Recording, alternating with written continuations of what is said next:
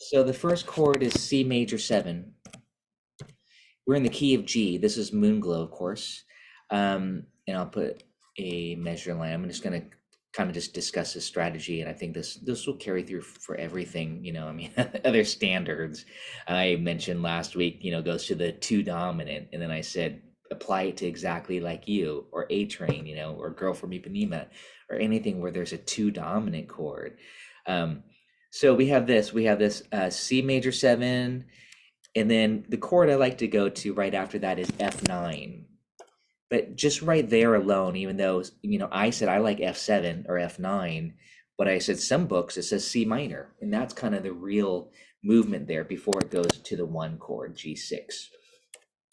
And again, I am writing in kind of the sounds, the flavors that I'm preferring as well. C major 7.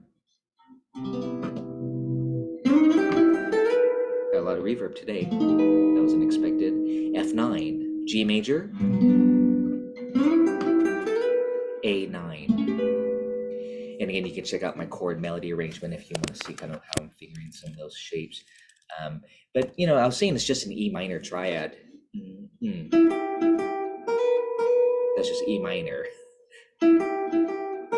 But what's interesting is that it falls on a C major 7 and then F9 sharp 11. So the scale, if I did not mention it, for that F9 sharp 11, if you don't know this, or again C minor 6, is C melodic minor, because you got to get this B note. You want that B natural. Dorian doesn't give you that note, so it has to be melodic minor. So again, that was kind of a C major. That could be Ionian or Lydian, just a major scale, or the fourth mode of key of G. And then this, the minor 4 chord, just remember this. When you have a minor 4 chord, again, I cite those songs, After You've Gone, I'll See You in My Dreams, Stardust. I say the same songs every time. Those are the popular ones. Just Friends. 4 minor 4 1. On the minor 4, the choice scale is melodic minor. Which one do you use? C melodic minor in this case, right off the 4, the minor 4. So C minor 6 or C minor major 7. That's the sub if you want to do that. I like the F9, it makes it a little bit bluesier. Now the G6 chord, that's your 1 chord, and A9 or A7 is your 2 dominant. And this is where last time I was saying on the G6, play E minor 7. I'm talking arpeggios now, not just scales. That would just be a G major scale, by the way. But for the G6, to go E minor 7. That is equivalent to G6. They're the same 4 notes. You can play pentatonic too, if you want to. That's E minor penta, or G major. That wasn't G major. That's G major, hopefully. That's G major pentatonic. G major, if you don't know this already, by the way, G major pentatonic is 1, 2, 3, 5, 6. I'm going to do this over here. This is just for fun. 1, 2, 3, 5, 6. Those are your notes of it. 1, 2, 3, 5, 6. The 2 can be called a 9. So it's called a G. This could be called, I always say it's a pentatonic chord. G6 9 is your pentatonic, or this. That's G6 9. This one chord shape, G, B, E, A. Sorry, it's a loud tune there. Let me tune that up. Wow. G, B, E, A, D. This G6 9 chord has all the 5 notes of the pentatonic scale. So that's like an ideal chord in this ideal scale that would go with that chord. Maybe just play it like this, which is E minor pentatonic. They're the same thing. Now for this A9, what I was mentioning, A7 is your 2 dominant. I was saying take this E minor 7 arpeggio idea that you're kind of playing and make it E minor 6. This. So I kind of quoted a little bit if you caught that Sweet George Brown. Does E minor 6 arpeggio. So that's kind of my strategy there, is using some of those substitution arpeggios. E minor 7 to E minor 6. That's the first 4 bars. So you might keep it really simple. C major 7 for the C major 7. For the F9, C minor 6.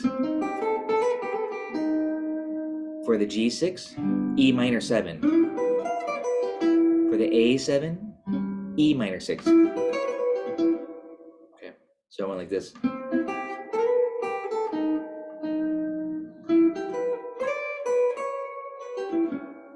And let me get my loop pedal going here. That's why I plugged in this guitar, so I could just do a little quick demo with the loop. 2, 3, 4.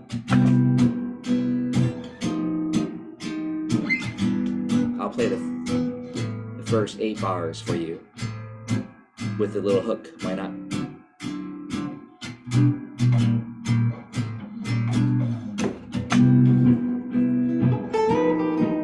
E minor, E minor 6. I'll talk about the next part there. But again, now I'm just kind of demonstrating how to practice C major 7. And I did add the 6 in there. I call that the Mr. Sandman lick. That's literally the intro to Mr. Sandman. So it's actually both a major 7 and a major 6. Very, very pretty. And then you can make it minor just by changing the third. So that's, you'll often hear me say this, minor it. I'll play a major lick, minor it. Only one note changes, and that's all you need to do to go from the 4 to the minor 4, because you want to keep that major 7, which is this dreamy chord. And then on the G6, E minor 7. And I'm just singing this.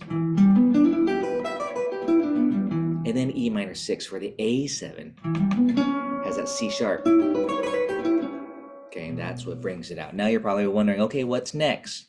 Well, the chords are A minor 7, D7. I've got a couple strategies, and then that G riff. And again, you don't have to be too specific with that. I was saying get bluesy. So the strategy I was showing you last week that I like to do is to go A minor 7. I play maybe just A minor, and then for the D7, A diminished. That gives us a D7 flat 9. And then a blues riff on the G. And then back to the top. G's. Notice the targeting A minor 7. A diminish. Hear that darker? D7 flat 9. G riff. C major. C minor, E minor, E minor 6, A minor, diminish, G riff, and then just keep doing that. C major, C minor, E minor 7, E minor 6, A minor 7, A diminish, G blues, C major, C melodic minor. Now I'm kind of getting a little bit fancier, more notey, but again, that kind of gives me my strategy, my basic concept. I'm not thinking anything else, just following that route. Another route I was kind of demonstrating last time too, or you'll hear me say this often, I love this. On the A minor, you think C major, you think the relative again. And you get a really beautiful flavor if you think that's like, just like here, you're going to love this. It's basically, you're just doing the same thing twice. This is what it turns out to be. You think C major 7 again, you're substituting. You see A minor, this chord, A minor, I'm going to play A minor 9. But you think C major. Same thing. And then on the D7, I'm going to play flat 9 with the 13. And you play C minor. melodic. And on the G, not, we could do the E minor 7 again, but I'm just going to do a blues riff. And that's it. So I did the same thing twice. It's a beautiful, simple strategy now, because we got C major, minor, E minor 7, 6, C major 7, G blues. Okay, let's put the loop on and check it out. E minor 7. And just like beginning.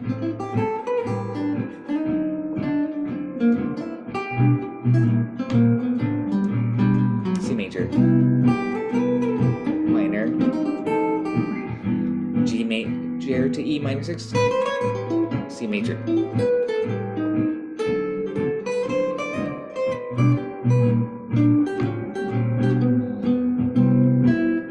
Minor, E minor 7, E minor 6, back to C major, C melodic,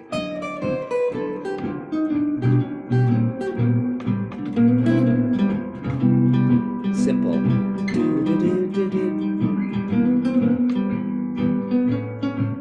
C major,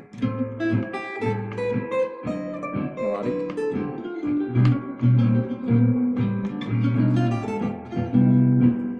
minor, even with chords, G major, C major, C minor,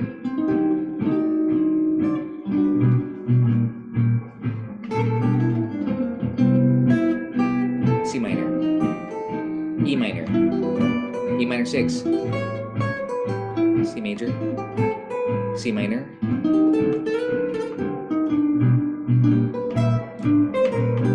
and if you're wondering, what are you doing on this part? Just all G blues. I'm not worrying about catching major, diminishing. I'm not worrying about all that voice leading stuff. Just G, just something really simple. G. And maybe just put in that flat 7 so it turns to dominant. So that's my strategy for the A section for Moonglow, basically in a nutshell, using those hacks, I guess, the substitutions.